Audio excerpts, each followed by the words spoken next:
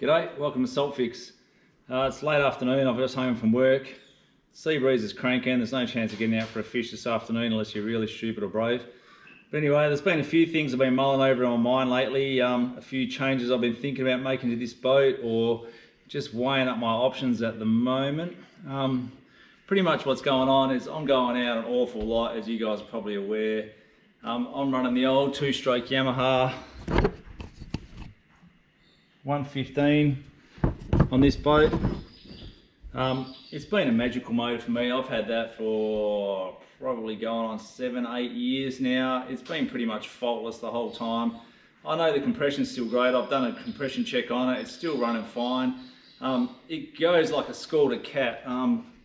When I throttle it up, this thing does over 40 knots, which is way too fast for this boat.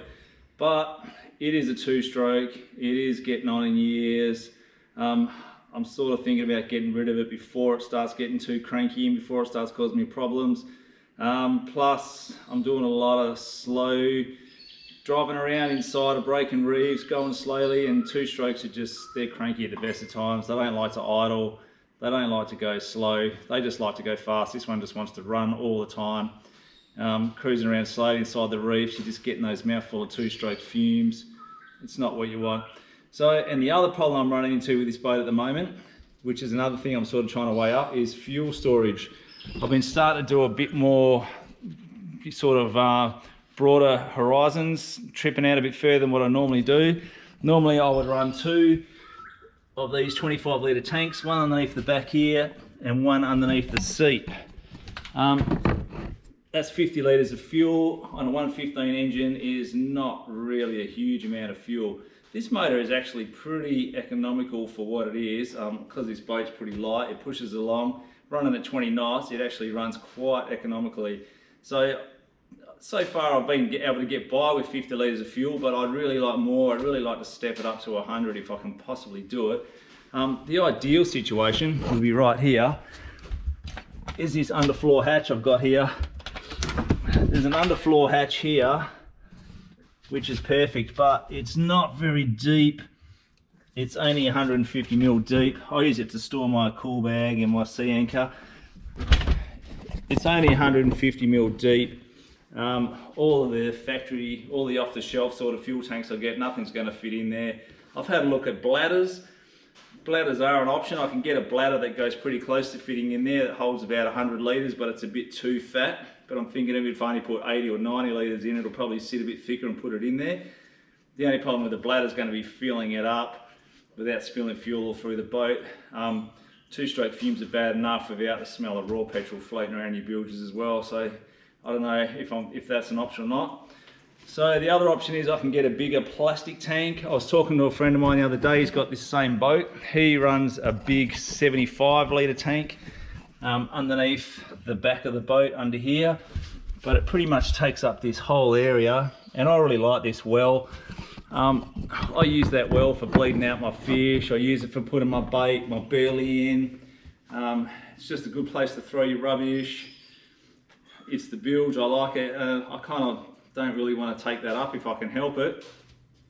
So the other last option is the bigger 75 litre tank, and I make this box a bit bigger here. Originally this box, when I originally had this boat, it was back-to-back seating like a ski boat. It had back-to-back seats here, and then a big double back-to-back seat here, which was way too much seating for me, took up way too much space. But originally it came to pretty much this line here. I'll show you. Originally it came to pretty much the line where the hinges are there onto that thing there. So I can afford to lose that bit of space there and not really miss it too much. I like an uncluttered deck at the back, so I like to have a bit of storage, and I like to know where everything is at the present. I know I've got enough room in here for all my stuff. And the other issue I've got is obviously this seat is all starting to burst and come undone. So I'm at the stage now where I'm thinking about getting the seat reupholstered. If I'm going to reupholster the seat, I'm thinking about maybe changing the whole shape of the box and getting it reupholstered a little bit different size. So at the moment I'm just weighing up some options. I've been looking at a 4-stroke engine to go onto this boat. Like I say, I'm just sort of getting a little bit sick of the 2-stroke fumes and the crankiness down low. I will miss my 2-stroke, the grunt of the 2-stroke, you can't beat. I don't think any 4-stroke's going to be able to do that up high, but the 4-strokes are just much more user friendly down low, much more environmentally friendly, which I think these days is probably a very big thing. Pumping 2-stroke oil into the water is probably not ideal.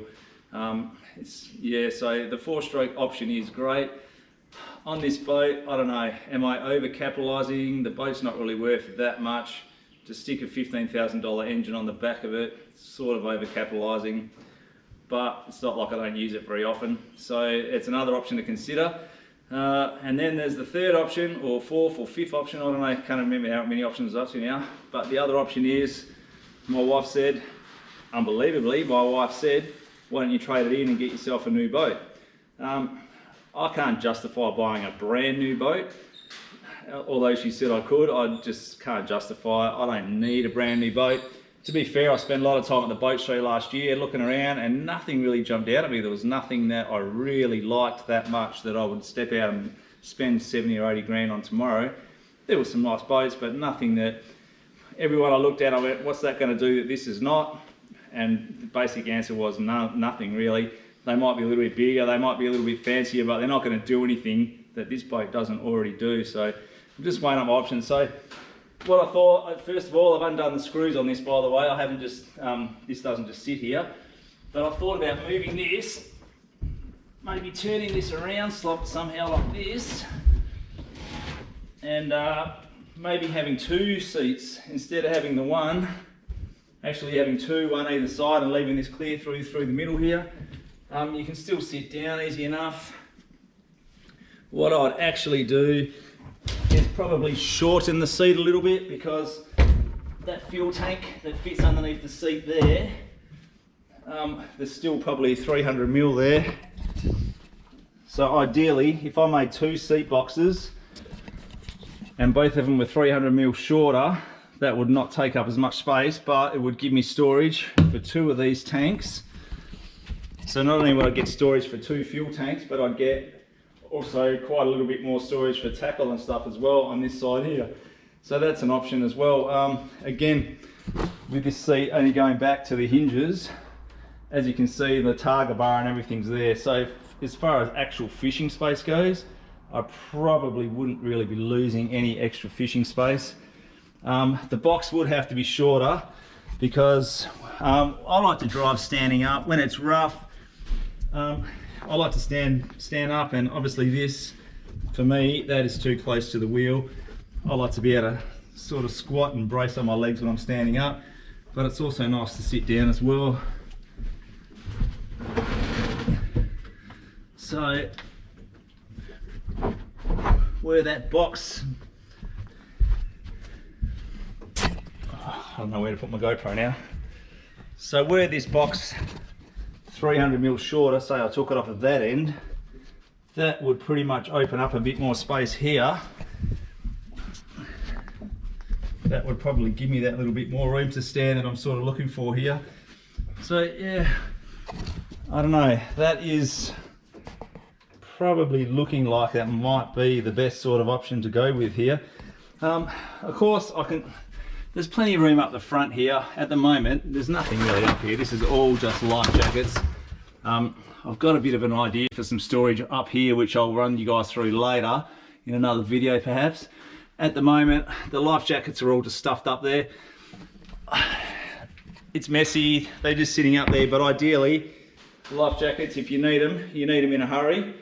You don't want to have to be undoing nets or undoing boxes or anything to have them. You want to be able to reach them, grab them as fast as you possibly can. When I'm travelling, I always wear the yoke here anyway. So generally when I'm travelling, I've got that life jacket on, but for crew, whatever else, the more life jackets the better really. I could probably get rid of 2 or 3 of those out of there and still have enough on board. I've got probably more than I need.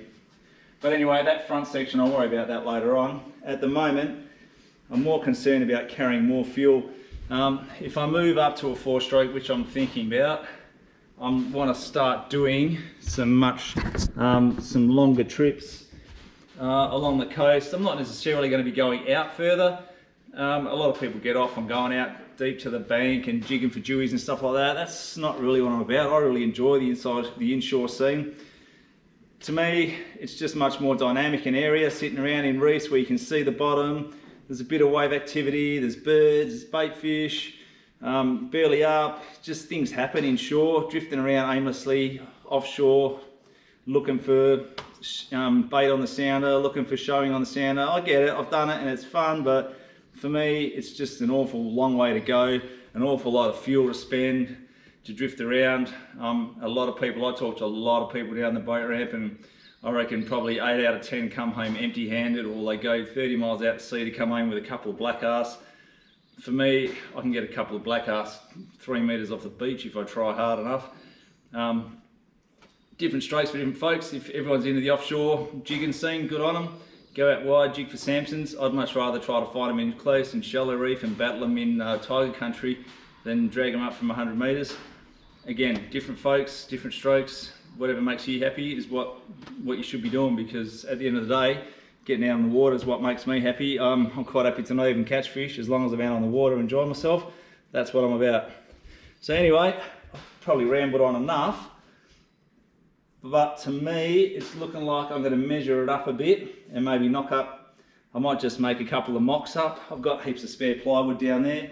I might just make up a couple of mock boxes, the sort of size that I'm looking at to fit these fuel tanks, and chuck them in here and see what I think and whether I feel like that's going to work for me, whether that's going to be the right option for what's going on here at the moment.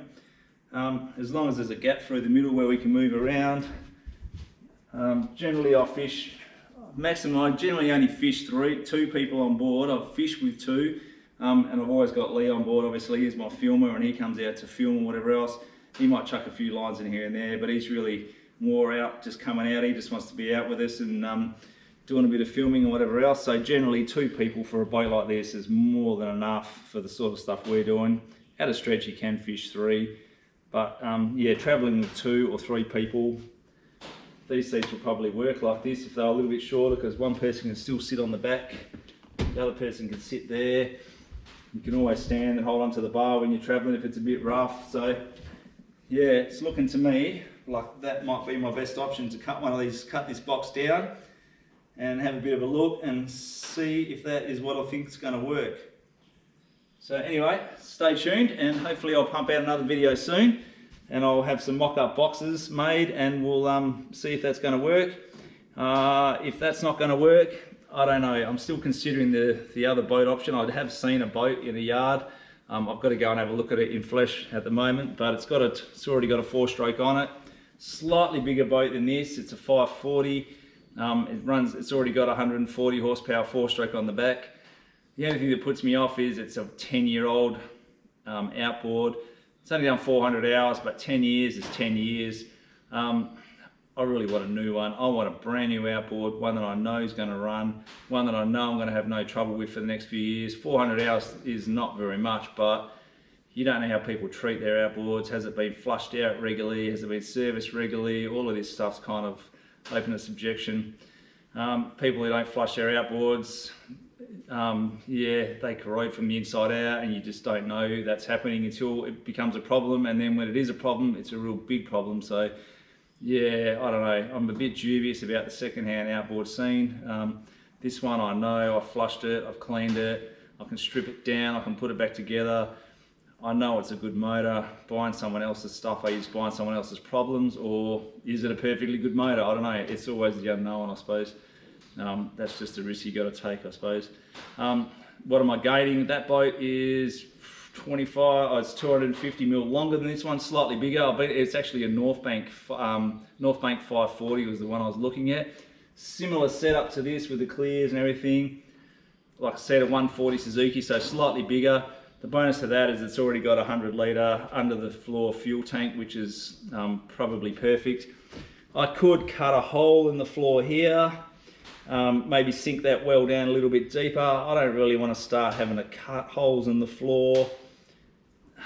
I mean, I've done fiberglassing and stuff before. It's not impossible, but then I'd have to get a custom made tank to go in there, and it's probably going to cost, you know, get expensive and start costing in the thousands, which is something I don't really want to have to be spending. Yeah, so at the very minimum, I want to try to sort out some seating in this boat here, so even if I do decide to sell this boat, it will have a bit more fuel capacity for the next person. Again, the tank underneath the back there, I had a look at it. I like that back section open, like I said, like I explained before about having the well for putting stuff in there. Also the weight factor, 75 litres of fuel at the very back of the boat. That's a lot of weight to be sitting right there at the back. It's going to make the boat sit up like that. It's going to make it a bit tricky to get on plane. Not too much trouble with this much horsepower, but everything's a factor, I suppose. So that's enough of me rambling on for now. I'll leave it at this, and when I make up my mind about some boxes, I'll make up some mocks. I'll knock out another video and show you guys what I've decided to go ahead with.